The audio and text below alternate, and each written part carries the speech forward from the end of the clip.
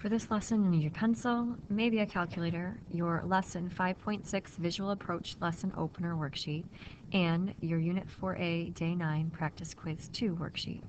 You might also want some pieces of a notebook paper out to help you with your spacing and solving for today.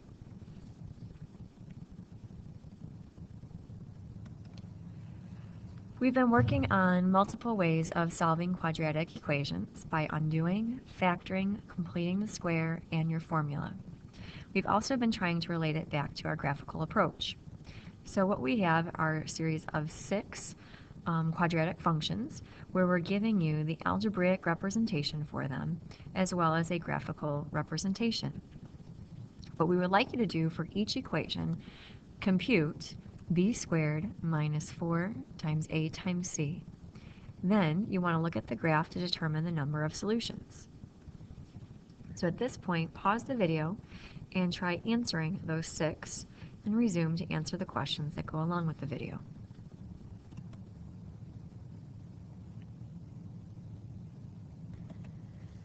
So for number 1, the first quadratic equation we're working with is x squared plus 3x minus 1 equals 0. Here we have to identify our a, b, and c values, and we can see a is worth 1, b is worth 3, and c is worth -1. If we substitute those values into our pattern, we can see that we end up with a value of 13. Now, using the graph, we want to find the number of solutions.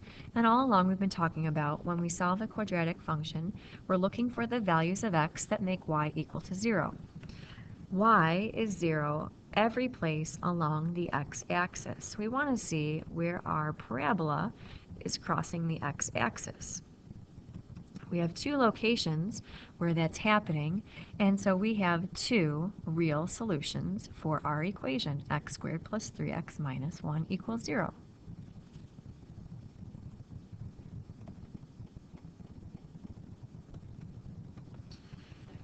Number 2, we've got x squared minus 4x plus 4 equals 0. Again, we want to identify our values for a, b, and c. Here, a is worth 1, b is worth -4, and c is worth 4.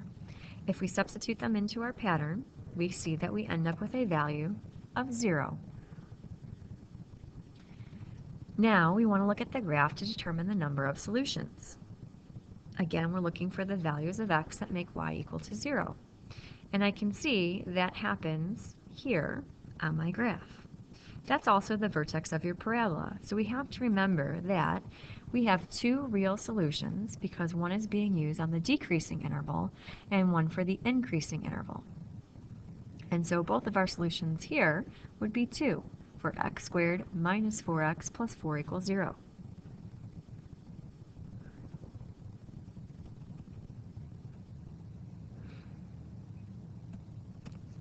Our third function, 2x squared minus 5x plus 1 equals 0, we want to identify our values for a, b, and c.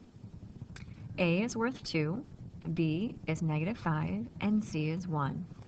If I substitute them into our pattern, b squared minus 4 times a times c, we see that we have a value of 17. Now, using the graph, we want to determine the number of solutions. What are the values of x that make y equal to 0? And so where we see where y is equal to 0 on a graph, we have 2 places where that touches our parabola. So we would have 2 real solutions.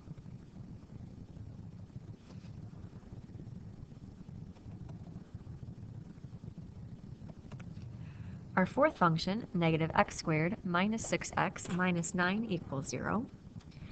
To identify our values for a, b, and c, a is worth -1, b is -6, and c is -9. By substituting them into our pattern, we end up with a value of 0. Graphically, we want to determine the number of solutions for our quadratic function. Again, we're looking for the values of x that make y equal to 0. So if we look along our graph, we see that happens here. That represents the vertex of our parabola. We have 2 real solutions. Again, remember you've got one on the increasing interval and one on the decreasing interval for our function.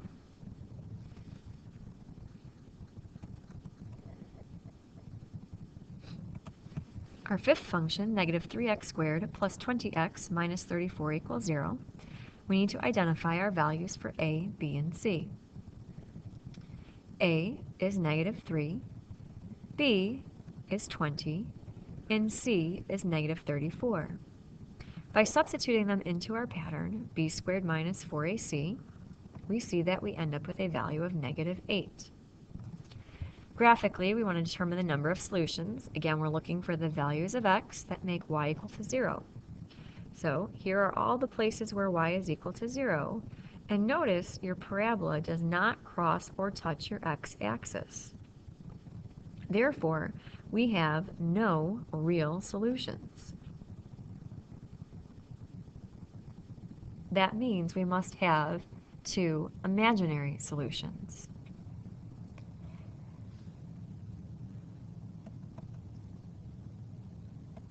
Our last function, 2x squared plus 9x plus 12 equals 0. Again, identifying our values for a, b, and c.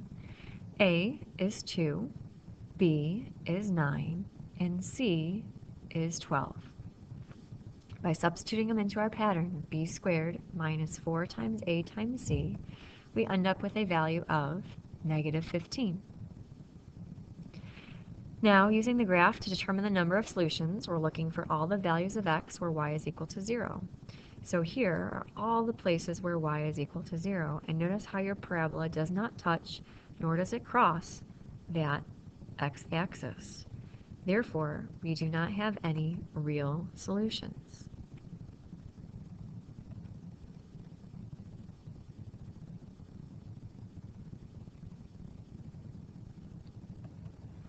By looking at those 6 examples, we're looking to see if we have any relationships between the sign of b squared minus 4ac and the number of solutions.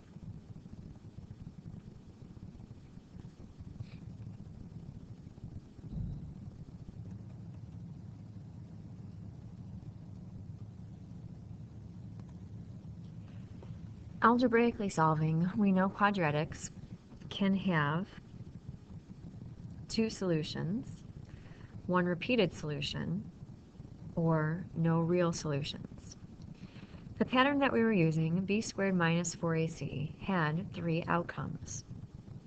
One of the outcomes was when that b squared minus 4ac had a value greater than 0, where it was positive, you had 2 real solutions.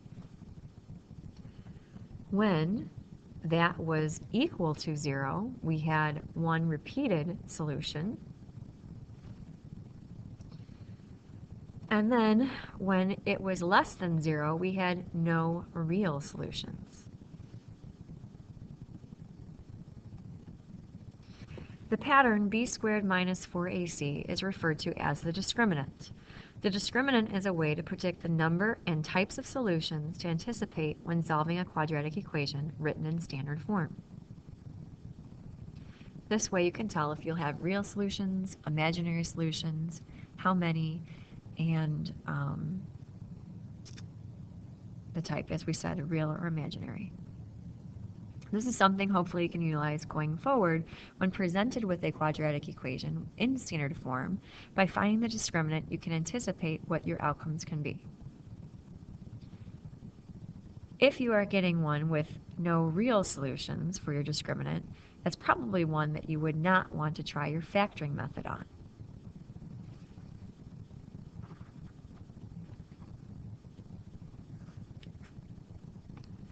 With this new knowledge, we're going to continue practicing solving our quadratic equations using our multiple formats.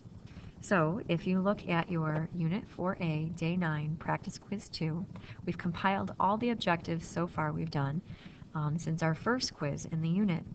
So we're going to practice using finding the discriminant and what that can tell us about the number and type of solutions. And then, when given a series of different types of quadratic equations, can you determine their solutions based on completing the square, factoring, quadratic formula use, or by solving by undoing? We've also been practicing simplifying radicals, simplifying complex numbers, and determining whether or not an algebraic expression is true or false. So at this point, you're going to stop your video lesson on Edpuzzle and begin your practice problems on a separate sheet of paper.